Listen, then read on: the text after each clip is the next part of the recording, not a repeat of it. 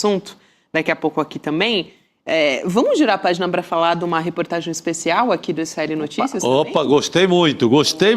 Já adianto, gostei muito. Tem novidade aí, né, Chico, nessa história envolvendo o Antônio Rueda, presidente do União Brasil. Reportagem exclusiva aqui do ICL Notícias, assunto que é destaque também no nosso site. Você pode ler a reportagem iclnoticias.com.br, porque lá tem vários detalhes. Apuração dos jornalistas Flávio VM Costa e Alice Maciel. Essa reportagem aponta que o Rueda atuou como intermediário numa negociação para a venda de uma empresa de gás de cozinha, empresa ligada a uma dupla acusada de comandar um mega esquema de lavagem de dinheiro que atendia o PCC. Você deve se lembrar quem é essa dupla, mas eu explico aqui também. São o Roberto Leme, mais conhecido como Beto Louco, e também o Mohamed Hussein Morad, apelidado de Primo. A gente falou muito deles.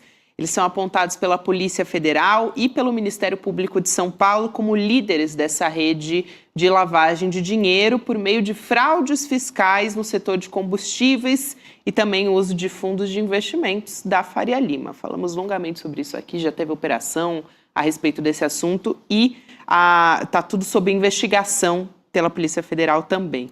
Eles são considerados foragidos pela Justiça. E aqui eu estou dando uma contextualizada porque o assunto tem muito detalhe realmente. Essa informação da negociação foi repassada por 3 líderes do mercado que pediram anonimato, claro, porque tem medo de represálias. O que eles relatam? Que em abril de 2024, o Antônio Rueda convidou um executivo do setor para uma reunião lá em Brasília com o Roberto Augusto Leme da Silva, ele que se apresentou na ocasião como investidor da Tanque Gás. E um mês depois, esses ativos foram, de fato, vendidos para uma empresa de São Paulo, a Consigás. O Antônio Rueda ele foi procurado pela reportagem, negou envolvimento nesse caso, e os advogados do Beto Louco e do Primo não responderam também os questionamentos da nossa reportagem. Então, reportagem exclusiva do nosso portal do ICL Notícias. Chico, é mais um desdobramento daquela série que a gente vem trazendo com exclusividade para a nossa audiência. Para situar melhor aí o nosso espectador, a nossa comunidade, o ICL dá inicialmente, em uma entrevista, em uma reportagem com um piloto chamado Matosinhos, que prestou serviço para o PCC, né, uma reportagem onde o piloto conta a ligação estreita e possivelmente de propriedade do Rueda e aviões ligados a Piracicaba Táxi Aéreo, Isso. Que é famosa por cortar os céus do Brasil transitando com elementos do PCC. Já tínhamos essa ligação. Agora já é um novo negócio do Rueda no universo aí do gás, universo que mexe com milhões aqui em São Paulo, e o Rueda novamente não é amizade, com ligações para lá de perigosas, né? com sociedade praticamente, com essa turma do PCC. Então, é uma segunda reportagem que leva o dono do União Brasil, ou seja, um personagem do Centrão, um personagem que está diretamente envolvido nessas votações polêmicas no Congresso, tipo a PEC da bandidagem, tipo a derrubada ontem da MP, que permitiria mais arrecadação para o governo. É essa gente que está enrolada com o PCC. Ligada diretamente. Essas 2 reportagens do ICL não é coisa de ouvir falar. São depoimentos de quem andava com eles. Uhum. Essa outra tem gente do mercado contando como o negócio foi feito e quem estava lá. Você tem uma reportagem do UOL de uns 15 dias atrás que mostra quantas vezes o Beto Louco visitou o Congresso. Beto Louco era frequentador do Congresso Nacional. Então, o que é que está mostrando? Mostrando que não é mais aquele PCC das comunidades ou o PCC do tempo do Carandiru, que funcionava ali como um sindicato de proteção aos presos, etc. É um PCC muito poderoso, um PCC infiltrado na Faria Lima e também no Congresso Nacional, e também na política brasileira, com ligações fortes com o que a gente chama todo dia de centrão, que é aquela patifaria que reúne ali União Brasil, progressistas, PL, MDB, essa turma. Então, gente, para quem não está entendendo por que temos votações como ontem em Brasília, essa reportagem ajuda bastante. É isso, Chico. E, bom, é normal que quando você tem algum ativo sendo negociado entre empresas, que você tenha advogados intermediando esse tipo de negociação, etc e tal. E o advogado não é obrigado a saber que o dono da empresa que está vendendo ou comprando um ativo é ligado ao crime organizado. Em princípio, não é obrigado a saber, né? Nem sempre o advogado sabe. O Antônio Rueda é advogado. O que nós temos que saber agora, e a Polícia Federal certamente vai investigar, primeiro, se ele se ele intermediou, de fato, como essas fontes afirmam. Segundo, se ele intermediou na condição de advogado. Terceiro, se ele sabia que parte dos atores envolvidos nessa negociação de ativos era ligado ao crime organizado ou à lavagem de dinheiro, como as investigações da Polícia Federal apontam, do PCC. E o mais importante, se ele usou o cargo de presidente do União Brasil para intermediar essas relações e garantir alguma vantagem para esses negociadores. Né? Porque, de fato, quer dizer, pode acontecer de uma troca de ativos envolver algum tipo de troca ilícita? Pode, isso tem que ser provado. Agora, que o presidente de um partido esteja metido nisso, quer dizer, ele tem a atividade dele como advogado, ele pode fazer o que ele quiser nas horas vagas, né? Agora, um presidente de um partido desse tamanho, União Brasil, envolvido numa intermediação dessa natureza, para que exatamente? Para facilitar a vida de quem? Usando as prerrogativas do cargo de presidente de partido ou apenas de advogado? Alguém ganhou alguma coisa no meio do caminho? Alguém ligado ao poder público, aqui para ser bem específico? Então, acho que a investigação da Polícia Federal tem várias respostas que ela deve procurar para as perguntas que estão colocadas, né? Porque, de fato, é grave que um presidente de partido esteja metido nesse tipo de intermediação. Vamos voltar um pouco também à PEC da bandidagem. O que é que tinha de curioso naquela PEC da bandidagem? Que estavam chamando de PEC do Rueda, né? PEC do Rueda. Por quê? O que é que tem lá de mais curioso é que a proteção a qualquer tipo de bandidagem não era apenas para os parlamentares, para senadores e deputados federais. Protegia também presidentes de partidos, presidentes nacionais de partidos. Quem são presidentes nacionais de partidos envolvidos em falcatruas nos últimos tempos? Antônio Rueda, Ciro Nogueira e outros...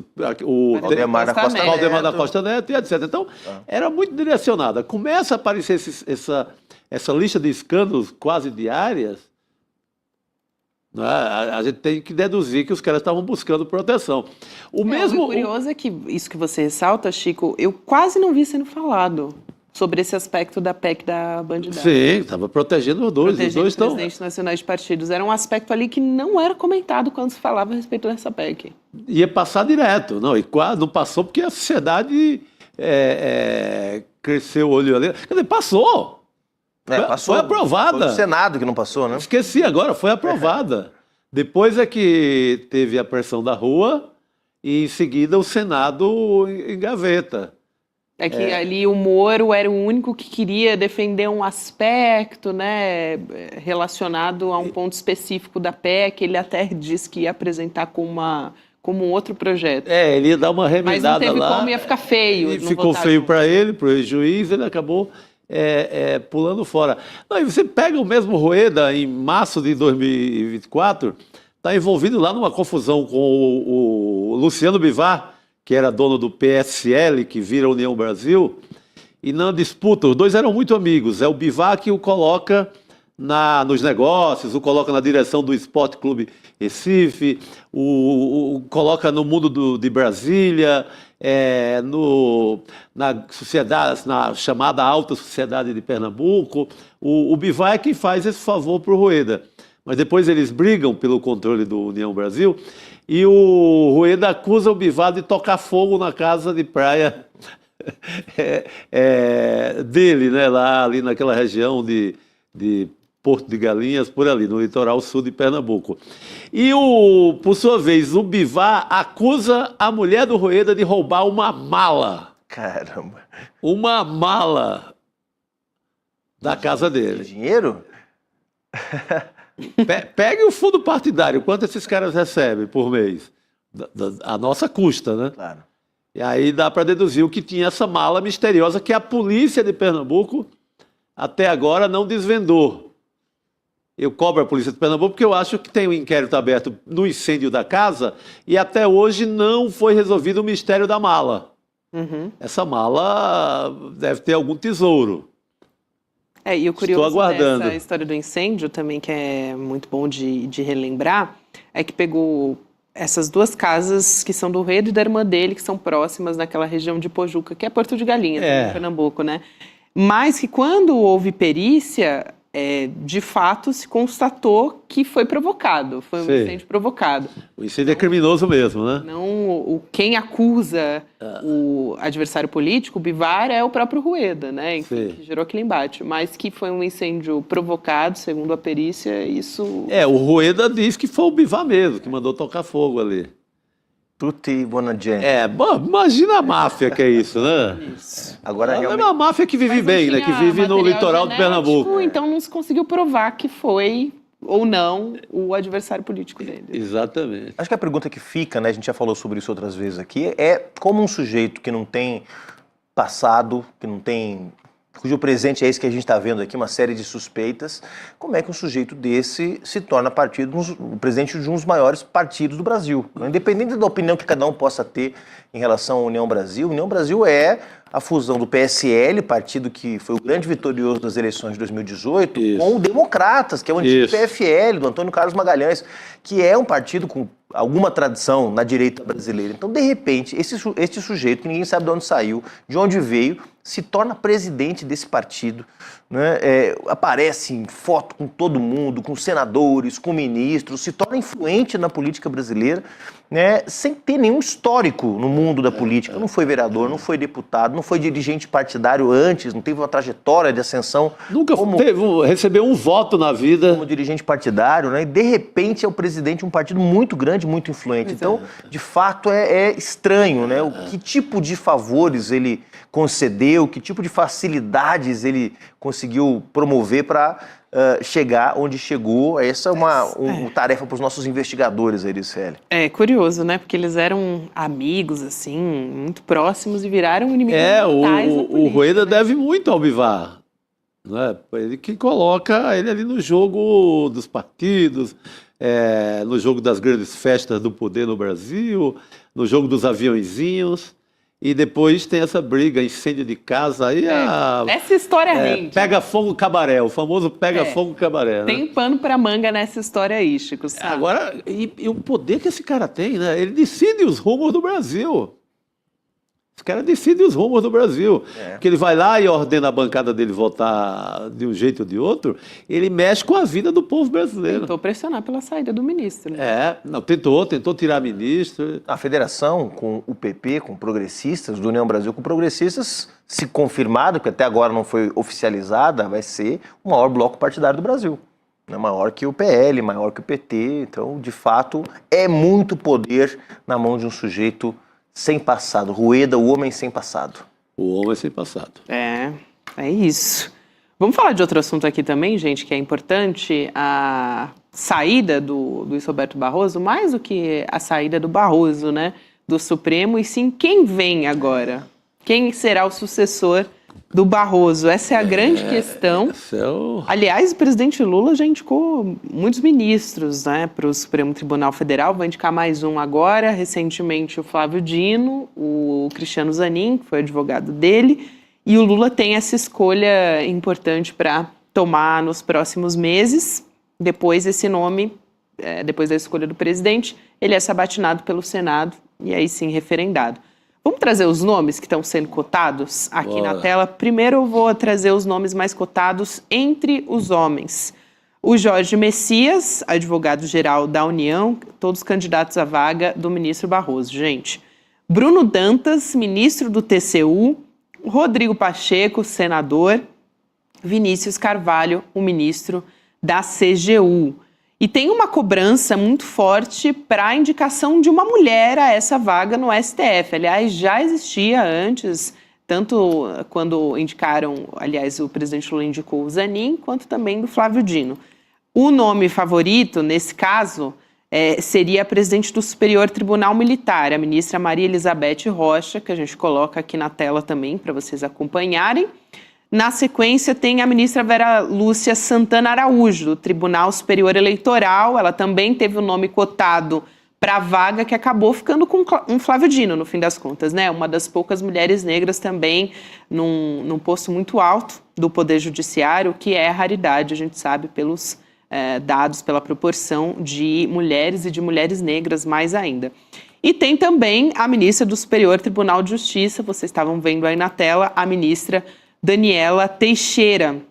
Aliás, agora começa uma pressão, como já houve no passado, Chico e Juliano, de instituições das mais diversas para realmente que seja uma mulher, enfim, uma mulher negra. Um Instituto de Defesa da População Negra até divulgou uma carta para o presidente Lula, cobrando a indicação da primeira mulher negra ao STF também. Só sobre isso, sem dúvida, os grandes favoritos são o Jorge Messias e o Rodrigo Pacheco. O Rodrigo Pacheco é o candidato do Davi Alcolumbre, a quem o presidente Lula tem devido muito ultimamente, porque o Senado tem sido uma trincheira de resistência aos interesses do centrão da Câmara, né?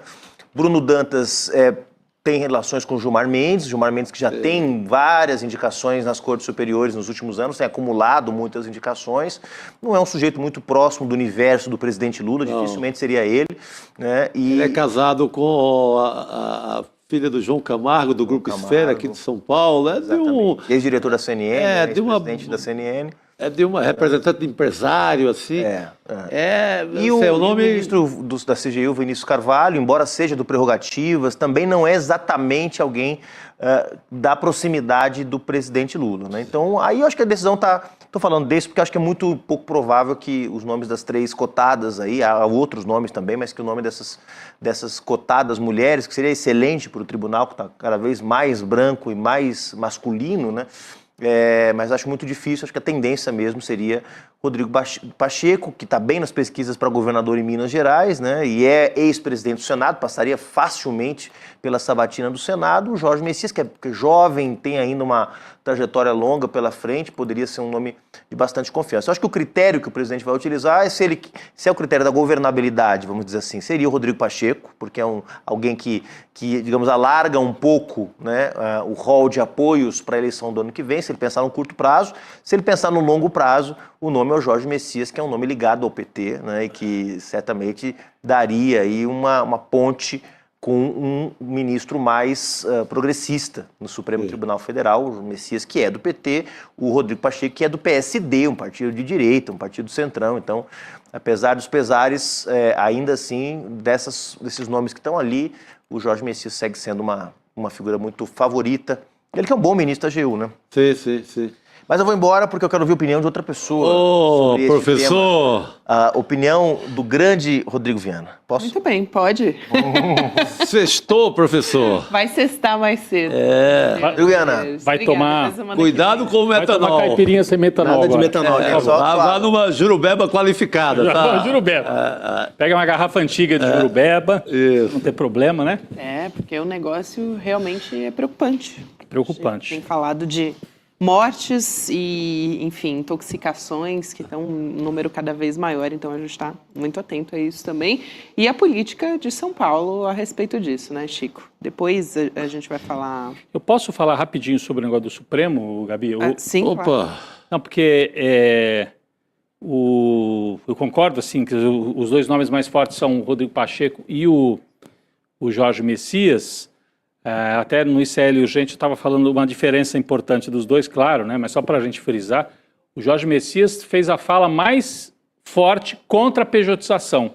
Recentemente o Supremo Tribunal Federal fez uma audiência pública sobre a questão dos PJs, direito trabalhista e tal, e ele foi lá e sentou a burduna na pejotização, ou seja, ele defendeu a justiça do trabalho, os direitos trabalhistas. Então ele é um homem, ele não é super de esquerda, mas... ele é evangélico. Ele é evangélico, não é um evangélico conservador, é um evangélico progressista e tem um compromisso com as pautas trabalhistas, né? Então seria uma diferença super importante. Que é o avesso do Barroso, né? Avesso do Barroso e avesso do Pacheco também. O Pacheco é liberal. Do STF no geral, né? Que fora o Flávio Dino ali, a turma gosta de acochar o trabalhador, né? Não, são, tudo bem, zelosos em relação à pauta da democracia. A gente tem que agradecer porque foram bastante zelosos assim nesses últimos anos, mas coitado do trabalhador brasileiro, se depender de um caso, chegar no STF, leva no lombo. É o patrão batendo do lado e o STF batendo do outro. Então eu diria para o Lula, põe o Pacheco para concorrer lá em Minas. Põe o Rodrigo Pacheco, quem sou eu para dar palpite, né? Mas assim, põe o Rodrigo Pacheco para concorrer lá em Minas, né?